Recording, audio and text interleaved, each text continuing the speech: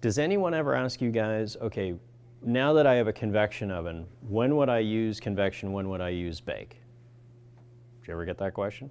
Okay. Well, traditional bake, I tell everybody, use bake for batter and bread dough.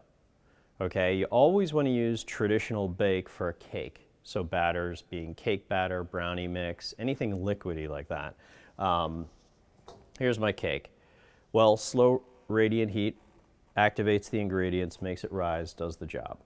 If I use convection for that cake, yes, now I'm getting nice uniform heat distribution, but even if I lower my temperature, the intensity of the heat is going to heat up the pan too quickly, browning the exterior of that cake, as well as drying the top out. So now as the ingredients activate, it starts to rise, it's top heavy, it's going to crack. So batters and bread doughs are too delicate to utilize convection for. I mean, they can, but they're not going to get the optimal result. So bake, batter, and bread. That's a good way to remember it.